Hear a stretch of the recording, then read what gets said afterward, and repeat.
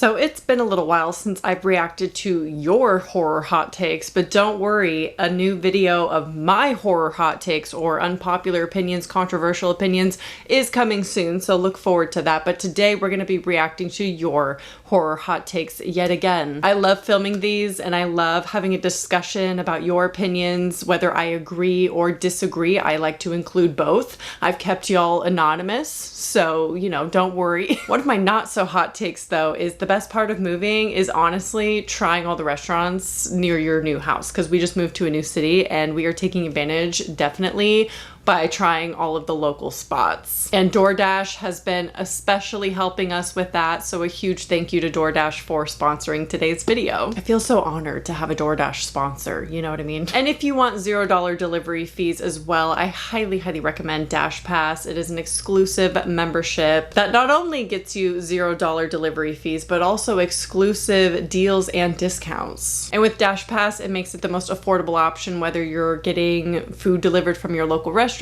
spots or groceries delivered or anything in between. And on average, Dash Pass ends up paying for itself within about 2 orders, so it's definitely worth it. It's tricky for us with an almost 3-year-old to actually go to the restaurants and try the food, so we often opt for delivery through DoorDash. But the convenience is priceless anyways when you have a kid. If you know, you know. You can also pause or cancel your membership at any time. They make it super easy, so there's really no reason not to try Dash Pass, especially if you're already using and loving DoorDash as it is. Get more from delivery for less with Dash Pass, $0 delivery fees, and reduced service fees on eligible DoorDash orders. So make sure to sign up for Dash Pass today using my code PossessedbyHorror50. You can get your first 30 days free if you're a new DoorDash member. This deal is subject to change and there are terms that do apply, which will all be in the description box down below. You guys really delivered with your hot takes. I loved reading through all of them. Some of them actually made me clutch my pearls, and some I just agree wholeheartedly. Found footage. Let's talk about found footage, shall we? You guys know how I feel about it. This video, it's kind of funny because it's almost going to be in categories. There are related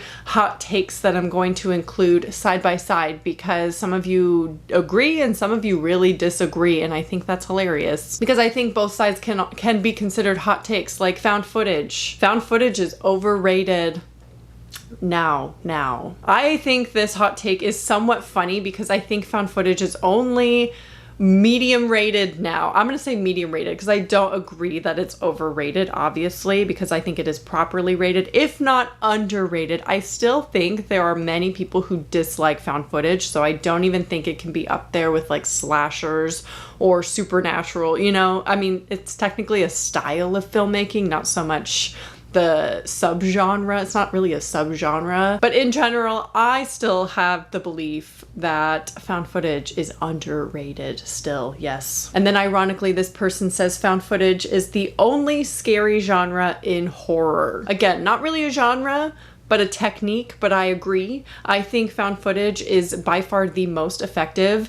I am very desensitized when it comes to horror movies, that I don't really get all that freaked out in a theater. It takes a lot. I have a very specific taste now in horror of what really gets me going. But found footage is the only time where I can be unsettled no matter the situation. It will actually affect me nearly every time. It does obviously depend on the movie, but whether I'm watching on my phone, laptop, TV, or in a theater, it's all effective. It's always effective. In fact, there is a series that I want to watch for a future video and I can't. I feel a little freaked out by it. So I'm really struggling to watch that at night when I'm by myself. So, you know, I'll talk about it in a future video in October. Don't worry, because let me tell you, it's a little scary, but it's found footage. And I feel like that is the best way. If I want to be scared, I'll watch a found footage movie. Final Destination 4 is better than Final Destination 5. Whoa there, just hold your horses for a second. Let's talk, look me in my eyes, okay? Final Destination 4, the racetrack, is better than 5, the prequel. Are you all right? But seriously, you're not alone, because I also got another one. I have really dumb fun with Final Destination 4. There you go. You guys can be friends now. You were the only two that ever brought that up, though. So, you know, go enjoy your Final Destination 4 viewing. I do own it because I own the whole franchise naturally, but, you know, I don't agree. That's easily, I feel like everyone really has a consensus that that's the worst one. Supernatural horror is for people afraid of the dark. Human evil will always be scarier than ghosts. This one is really funny. I really disagree. I really do. Supernatural is what affects me, and it doesn't make any sense at all. But the unknown, the strange, the things you can't explain, that will always be scarier to me than humans. I mean, humans are terrifying in real life, yes. There's a reason why I don't like true crime. Horrifying, especially now in a house. I get it. Weird sounds, home invasions, yeah, they're a little bit more effective now. But ghosts, I wish they were real, kind of. But ghosts in a movie are always gonna freak me out more than real life humans. Like slashers, just, I'm not scared of slashers. I'm not scared of home invasions. I don't get scared, like fear. But Gonjiam Haunted Asylum, Grave Encounters, that vibe, yeah, The Ring, that's scary to me. On the flip side, another one of you said, demon, ghost, mythical horror is more scary than murder, slashers, real life horror. That one I agree with, yes. Just like what I said. I would love to hear what side of the fence you are on. Do you feel like supernatural horror is more horrifying or real life horror? Obviously real life horror, like true crime, is the real horror here, right? Like that's objectively scarier. But we're talking about like in the fictional sense, real life horror, like believable, based in reality, slashers, killers. Is that scarier than ghosts, demons, and mythical things? Speaking of slashers, I got a couple hot takes about slashers, but this time you all agreed, and I agree with you. Slasher movies are the worst horror subgenre. You know, I think I agree with that one. I know. Slashers make up a majority of the classics. Would you count Saw as a slasher?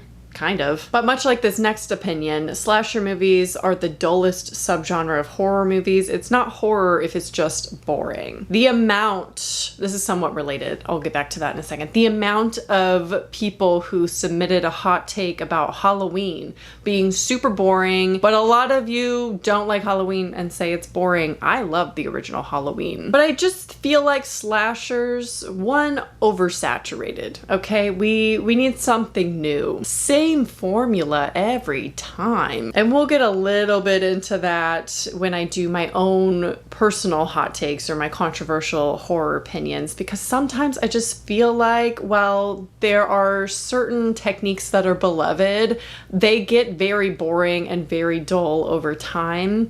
And we've just seen it before, so it's nothing special. This person says we need more slashers that aren't whodunits. And I think that would be fantastic, where either the person doesn't matter, you know, like the Strangers, the original Strangers, who cares? Who cares who they are? That doesn't matter. That's not where the horror lies. It's not being betrayed by your best friend or your boyfriend or whatever.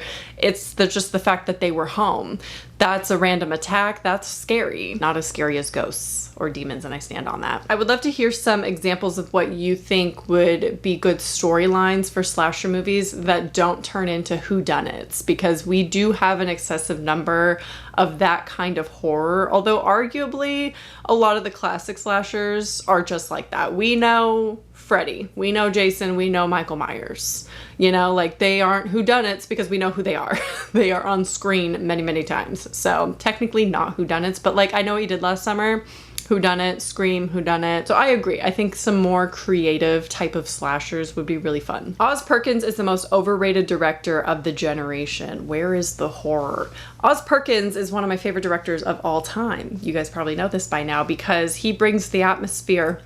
That's the horror, is what you don't see. It's the vagueness, it's eerie, it's just the atmosphere. And I think they're beautiful, beautiful movies, because horror doesn't just have to be scary. It doesn't have to provide jump scares or visual scares. It can just be unsettling throughout the whole movie through the atmosphere. And I feel like he does that with his stories, and he just makes them beautiful. Sometimes horror can just be art. And that's Oz Perkins for you. Horror movies that don't have a happy ending are way better and more effective. I actually also prefer when movies don't have a happy ending. I do think it can be a little bit exhausting when it is constant bad ending, miserable, like dread, just, you know, dark, violent, all this kind of stuff. That can be very... My light just went out. Great. Anyway, that could be draining on your psyche. Okay, again, another controversial opinion we'll talk about in another video. So once in a while, I feel like a happy ending or even a neutral ending is the way to go. But most of the time, I'm going to prefer a bad ending, and it's horror. I want there to be misery. Like Eden Lake is a great example of that. Like it's just dark and it's miserable. People who say that newer movies like Hereditary or Weapons suck need to watch more movies. Agree. Again, we'll get into it, but if you think that there is no good horror movies, or, you know, I understand specifics, like you don't like Hereditary, that's okay. You don't like Weapons, fine. You don't like any, then you gotta figure that out, because I don't know if you could be a fan of horror if you don't like any modern horror. I just don't think that's possible. The 70s was better than the 80s for horror pictures. Yes. I prefer the 70s aesthetic of horror versus 80s, but I think just the sheer number of horror we got in the 80s, it kind of, you know, it takes over the genre, and a lot of people think that those are the most iconic movies, but the 70s hold so many good horror movies. I mean, Alien, The Exorcist, Halloween, Texas Chainsaw Massacre, like the 70s is just prime. I feel like that was a great decade, and agree, better than 80s. Jordan Peele movies aren't anything special. People watch because it's him, me included. I really disagree. I think Jordan Peele makes fantastic movies, and I think people, I don't know why people scrutinize his films so much. Like his 3 films that he's made, I think they're all great. They were all standouts of the year. I still think Get Out will always be his best movie. Someone else had another comment about Jordan Peele. They say Jordan Peele needs an editor. He has an amazing ideas but does too much. He'd greatly benefit editing. And I actually agree with that. I think there is a way to make his movies better. As if I know anything. I really should not be giving my unsolicited advice to Jordan Peele right now. Nope. Could have done with some editing. I feel like the second and the third act need to be flipped. The impact of the alien in the second act, in the middle of the movie, you know what scene I'm talking about, the most horrific one in the entire movie. That would have been great in the end. I feel like you ramp up all this tension to that moment, and that would just be like a gut punch, and that would have been better later in the movie. So on one hand, I do agree that he does need some editing here and there, but I am a nobody. So like, don't listen to me, obviously. He makes fine movies. I love his movies so much. Too much backstory can ruin a film. That's a really interesting take, because I think especially in horror, this can be true, because a lot of what is horrifying to me is the unknown and the unexplainable. So to have too much explained to the viewer, I think can kill the horror elements in the actual movie. So I really agree. I think that's really interesting. Sometimes objectively bad horror films are more enjoyable than critically acclaimed ones. 100%. There's a reason why I like to rewatch Sorority Row and not Longlegs. You know, there's something to it about the art of making a horror film and then the entertainment of a horror film. And I feel like they can be all in the same, but they can also be divided. And there can be artistic horror movies and there can be entertainment horror movies that are a really good time to watch, like Weapons, for instance. I do think Weapons is like a piece of art. I think it's perfection, but it's more on the entertainment side than it is like elevated artistic kind of vibe. The best horror book you've ever read is better than the best horror movie you've ever seen. Ooh, as a reader, this one is really interesting too. I don't know, because I'm comparing like the best book I've ever read. I really don't know. I don't know. I have so many favorites. I don't think I could just pick like one. We have Head Full of Ghosts by Paul Tremblay, The Deep by Nick Cutter. And it's like comparing those with The Ring. You just can't. You can't really. Episode 13 by Craig DeLuey is a great one. You can't really compare them. But if I were to compare likeness, so episode 13 by Craig DeLuey is a found footage book compared with Gone GM Haunted Asylum found footage movie.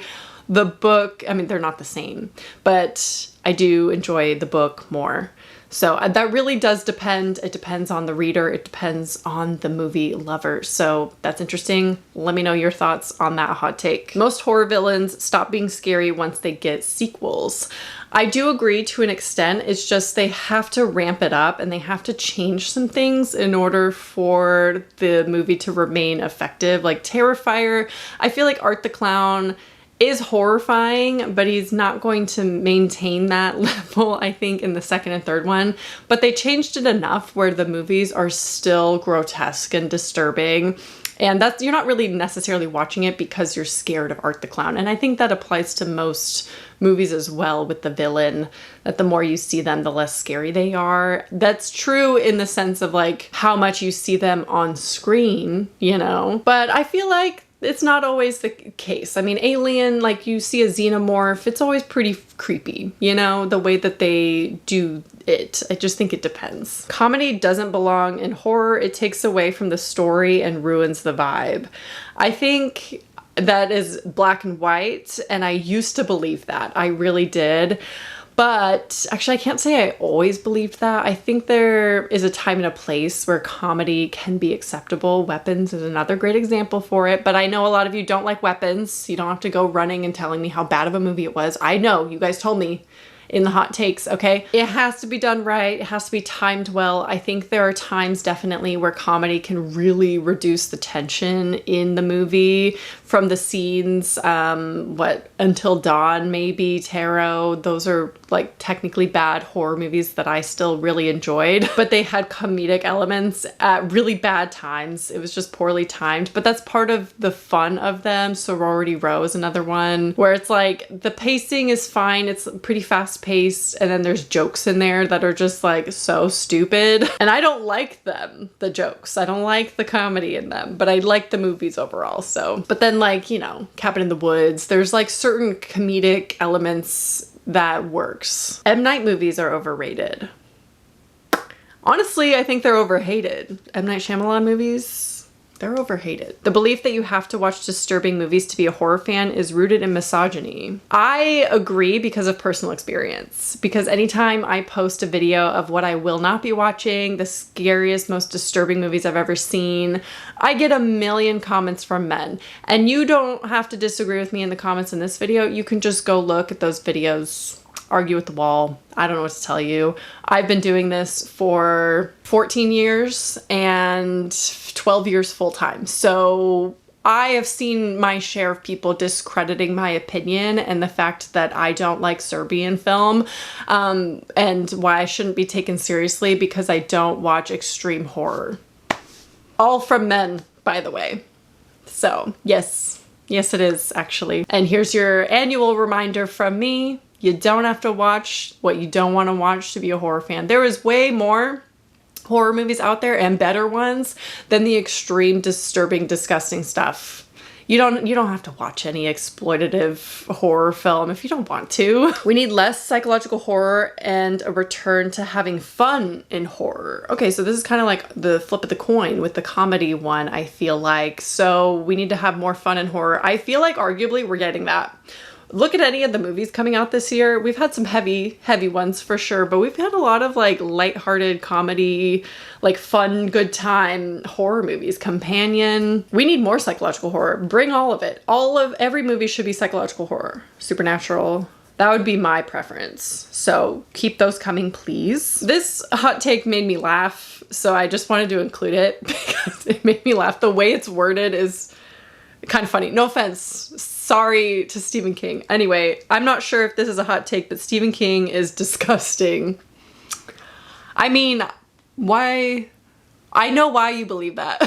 We don't need to get into it. We don't need to get into it. But, you know, my opinion has shifted a little bit. So yeah, that's all I'll say about that. Just because a horror movie was the first to do it doesn't mean it was the best to do it. That is such an interesting take, and I don't even think that's hot. I think that's factual. I think that is true, that just because it wasn't the first doesn't mean it's not the best. Because we get a lot of movies nowadays that do kind of recycle similar formulas to previous films, but sometimes given the technology increase and just the budget increase, it can do it better. Why can't it? Maybe it's reinventing the wheel a little bit, but if it's more effective now because of those things, it could be the best. You can't fault people for enjoying movies like Terrifier if you enjoy true crime content. You know, that's a whole discussion right there. You know, there are a lot of comments I get about Terrifier. There are a lot of reasons to not watch Terrifier or dislike Terrifier. To each their own. People are very, very passionate about the Terrifier franchise, okay? I am still in the ballpark of I enjoyed those movies. I enjoyed my viewing experience of them, and they are extreme. They are definitely extreme, disturbing horror. But I think people who do enjoy it get so much shame. It goes both ways. There's people who shame people for not watching it or not wanting to watch it or thinking that they're better because they don't enjoy those movies. And then there are people who shame the people who do actually enjoy Terrifier and say, how could you do that? It's misogynistic and all this kind of stuff, okay? Seems like the groups just go after each other, and that's not really necessary. We can just watch what we want to watch, you know? Let's all have our own opinions, our own reasonings for things, but this one I do kind of agree with, because true crime content to me will always be worse than any horror movie, extreme or not, out there. True crime, and I'm not saying like you shouldn't enjoy true crime or like, well, you shouldn't enjoy it, but you can watch it, sure. And I watch occasionally, you know, I watch true crime occasionally. It just really depends on the true crime. I'm very, very sensitive to true crime and like real life stuff where I can get in my head a lot and it'll be like intrusive thoughts almost if it's too disturbing for me. Even just hearing about it on TikTok or something can sometimes make me ruminate on it too much. It's too overwhelming for me. So that's my personal taste. But on one hand, it's like if you can handle real life stuff like that, then you probably shouldn't shame people for enjoying Terrifier, which is fiction and not real. It's gross and disturbing, sure, but it's a fun, good time. Remakes aren't the enemy. Aren't they? Aren't they though? No, not really. My opinion's changed a little bit. Do I still think we're in that era? Absolutely. I'm just tired of talking about it. I'm tired of talking about remakes, reboots, and sequels being the enemy. I am. I'm ready to admit defeat because it's not going anywhere. We're still in that era. We are still in the era of original horror too. Every year we get original horror. So I'm done complaining about it. I'm tired. So I agree. We're not gonna say that they're the enemy anymore. I just, you know, keep my mouth shut now when a remake comes out that I don't care about. Okay, those are all the hot takes that we're gonna be reading today. Let me know all your opinions on this. I feel like we always get into some discussions and like, you know, share your hot takes. This is a good chance for you to leave a comment down below sharing your horror hot takes. No judgment, of course, but you won't be anonymous, I guess, here. So, you know, keep that in mind. Respect to everyone, no matter what their opinion is, okay? Please respect people in the comments. But yeah, I hope you enjoyed this video and I will talk to you soon. Bye.